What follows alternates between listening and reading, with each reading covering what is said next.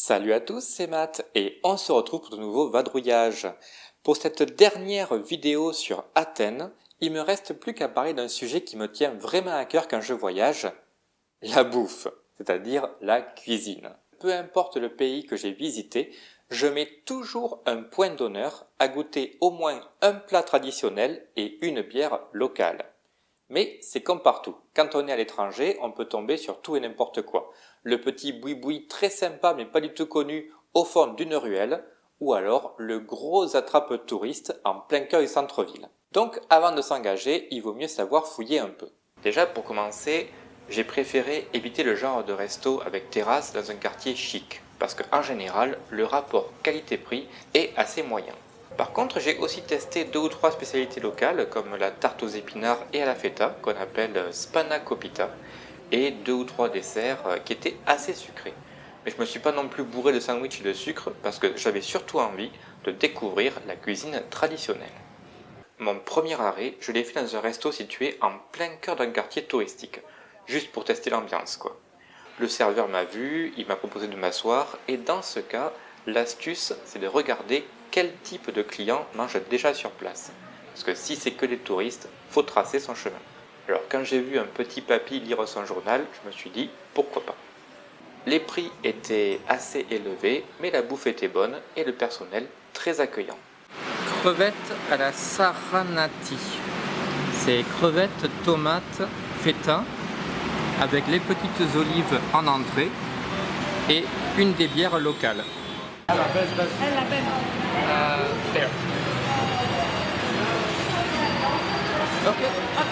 Alors par contre, vu l'état de mon porte-monnaie, j'ai préféré creuser un peu pour trouver des restos un peu plus abordables. Et j'en ai trouvé 2 qui sont vraiment géniaux et que je vous recommande sans hésiter si vous passez à Athènes.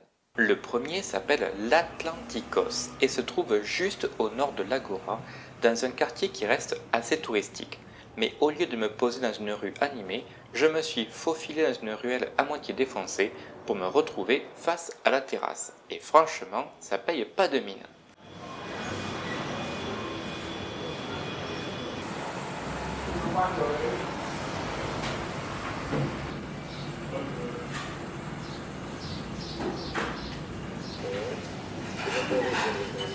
Mais dès la première bouchée, je savais que j'avais fait le bon choix.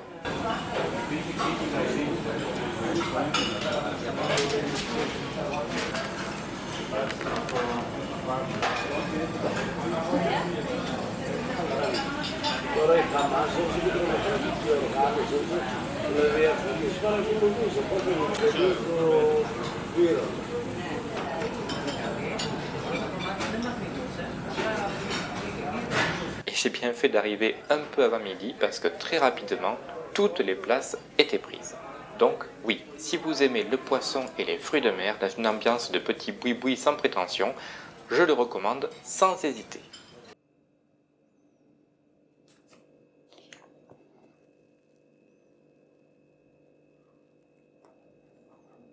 Le lendemain, je suis d'abord allé faire le tour du marché couvert pour découvrir une nouvelle partie de la ville.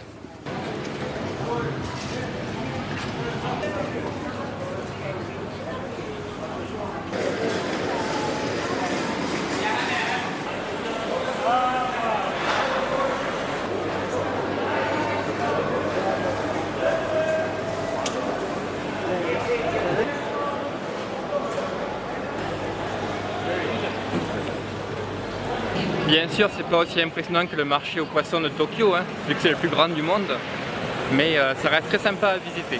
On n'est pas très loin du quartier touristique de Plaka avec les boutiques de fringues et de souvenirs à droite à gauche. Mais là encore, j'ai choisi de m'écarter un peu des sentiers battus pour m'engager dans une ruelle complètement défoncée par les travaux et j'aperçois la devanture jaune instantanément reconnaissable du restaurant Climataria.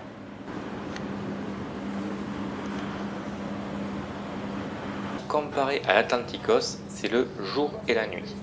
La déco est superbe et le menu montre clairement que c'est un établissement reconnu avec une histoire riche.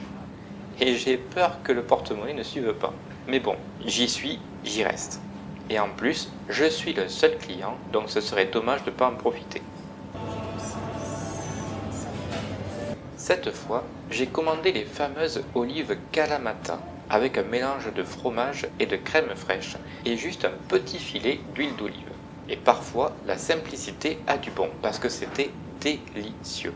J'avais jamais mangé juste une assiette d'olives en entrée, mais c'était un régal. Ensuite vient le plat principal, de la pieuvre grillée à la grecque et avec du riz. Et là aussi, j'ai pas regretté mon choix, c'était une tuerie. La viande est super tendre. Ça se coupe comme du poulet, c'est impressionnant.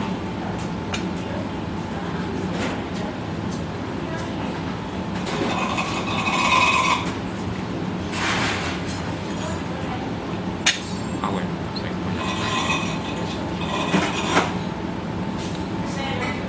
C'est vraiment super bon. C'est à la fois du riz de risotto et un peu comme du riz de sushi. C'est fondant et crémeux sans être pour autant de la bouillie quoi. Et c'est un petit peu croquant mais juste une pointe, c'est vraiment délicieux. Après ça, j'avais même plus de place pour le dessert. Et pourtant, j'ai dû faire appel à mon deuxième estomac parce qu'on m'en a apporté un. Here you go. Thank you. Of course. Ah, what is this one? So it's like a complimentary dessert. Oh, very nice. It's yogurt with sweet carrot. Sweet carrots, okay. Yeah, it's like boiled with sugar and honey. Sounds great, thank you. C'est comme à la maison. Tu manges jusqu'à te faire péter le ventre parce que tu sais qu'il n'y a plus rien sur le menu. Et puis quand t'as fini de manger, ben, on t'apporte le dessert. En tout cas, c'est bon. Allez, maintenant que j'ai fini tout ce qu'il y avait sur la table, il me reste plus qu'à prendre un petit digestif. Donc enfin, j'ai l'occasion de tester le fameux ouzo. Et c'est de l'anis quoi. L'alcool de l'anis. Bon, j'y connais rien du tout, mais ça fait penser pas mal au pastis quoi. Pastis 51. Là encore, le temps que je mange, le resto s'est rempli très vite.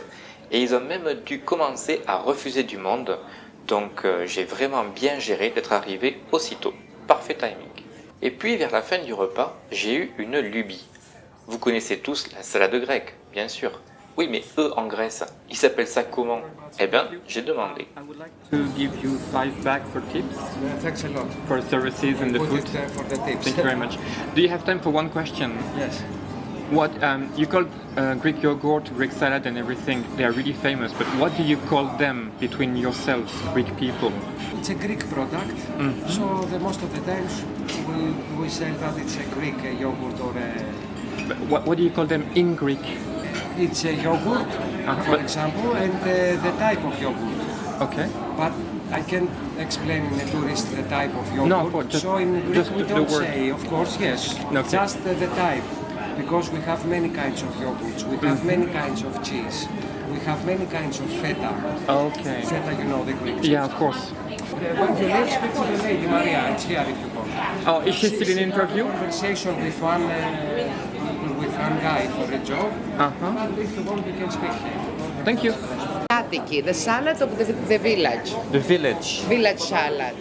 The same salad can be found in Turkey, but the smaller pieces and no feta cheese.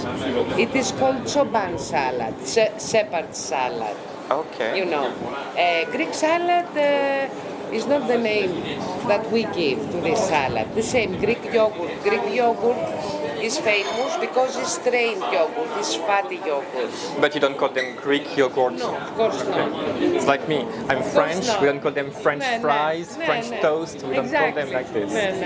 No. Okay, well, that was lovely. This is the best restaurant I've been to in Athens. Really, thank you. It's a simple It is taverna. simple, but it's very homely, and I can see you're very popular for a reason, so I'm very proud to have been here once. Ευχαριστώ πολύ. Thank you very much. Ekalistos. Thank you. Ευχαριστώ. C'est avec le sourire de la patronne et le ventre bien rempli que je termine enfin ce séjour à Athènes. J'espère que ces vidéos vous auront vraiment plu, et si c'est le cas, n'hésitez pas à laisser un petit commentaire ou à vous abonner pour supporter la chaîne, ça me fait toujours plaisir. Et moi je vous dis à la prochaine pour de nouveaux vadrouillages. Ciao!